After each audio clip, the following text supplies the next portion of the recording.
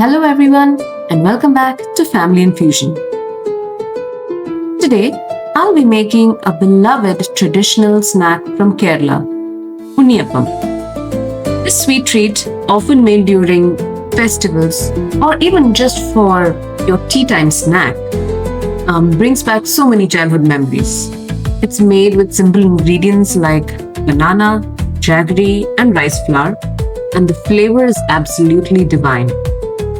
Whether it's offered as prasadam from a temple or served at home with a cup of tea, Uniyappam holds a special place in every Malayali's heart. So grab your Uniyappam pan and let's get cooking. So before I go into the recipe and the process of making this dish, I wanted to show you the vessel that we'd be using for this. This is the paniyaram or Uniyappam pan. I've seen two types. One is, as you can see here, with smaller diameter cavities, or there are ones with less number of cavities but of larger diameters. The first step is to melt jaggery. You can either use powdered jaggery or cube jaggery. Either way, you melt it and then sieve it to remove the impurities. I've used 2 cups of jaggery and 1 cup of water.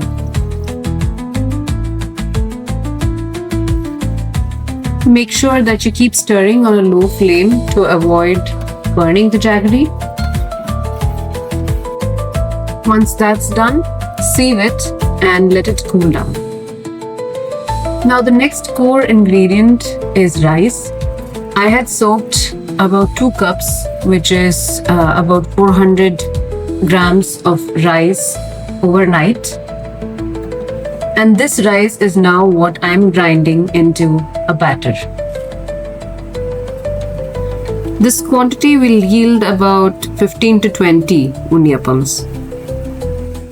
Next, we add the melted and cooled and purified jaggery to this rice and grind it. The texture should be a smooth, very smooth batter. Now the next key ingredient of this dish is the small banana. You don't use any variety of small banana, you use ones that have a tarty profile to it. And so the banana which is most commonly used in this preparation is called palayamkodan. Apparently in English it's called sugar banana, ladyfinger banana, date banana. What I used here, because I couldn't find this variety, is called the manzano banana, which are native to Central and South America and Mexico, with a similar flavor profile to palayamkodan. So as you can see, I've used 3 bananas. I've made sure that there are no lumps after grinding, and then I've added a pinch of salt. After we make this mixture, we leave the batter to ferment for about 6 to 8 hours. The next ingredient that adds a lot of flavor to the item is cardamom. I've taken the seeds of about 5 pods of cardamom and ground it into fine powder. In order to ensure that you get a good powder, I got this technique from my mom, which is to add sugar and then grind the cardamom seeds into very fine powder. Now we take some coconut slices. This is how we get them frozen. So I'm cutting them into thin, small pieces, and then we fry them in ghee. This is another ingredient that will go into the batter. I've used 2 teaspoons of ghee, and then once the ghee is hot, I've added these coconut slices.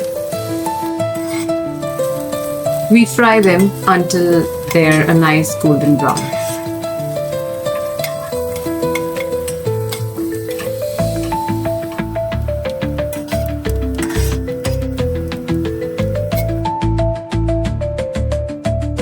Now when we take the batter out after the 6 hours of fermentation, you can see that the batter has fermented because those bubbles that you see there have formed. So that's how you know that your batter has fermented properly. And a quick tidbit about the bananas. These tart bananas are what ensure that the batter rises. and so you won't have to use baking soda for the fermentation. Now into this batter, we add all the remaining ingredients, some that we prepared earlier. One of them that we don't need to prepare is sesame seeds. I put about 2 teaspoons of sesame seeds. Then I've added the ground cardamom powder and mixed it in.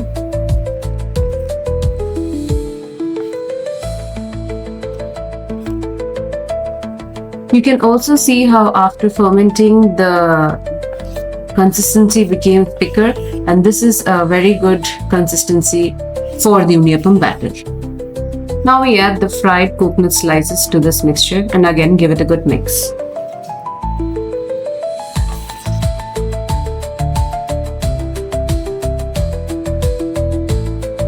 And now it's time to make the Unniyappam. So make sure that the pan is heated and you add coconut oil to the cavities and fill them up about halfway through. This is to ensure that the batter does not overflow. So a technique that I've heard is you pour in the batter to the outer cavities first because they heat up less than the inner cavities, and so they cook slower than the inner cavities. So you add the batter to the middle ones towards the end and they cook first. So you take them out first too. You can also add ghee to the coconut oil to enhance the flavor.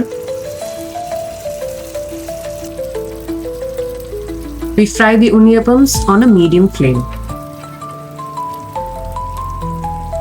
Because of the high heat, in about 30 seconds, the Unniyappam cooks, so they're ready to flip over. You can test a couple of them, see whether they have come to the color that you want them to be, light brown, dark brown, and then continue flipping the other ones over.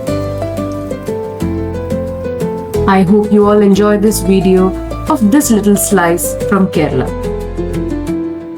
Please don't forget to like and share this video and subscribe to Family&Fusion if you haven't done so. If you do try to make this dish, please do put your pictures in the comments and any tips as well as how it went. I'll see you all in the next video. Bye bye.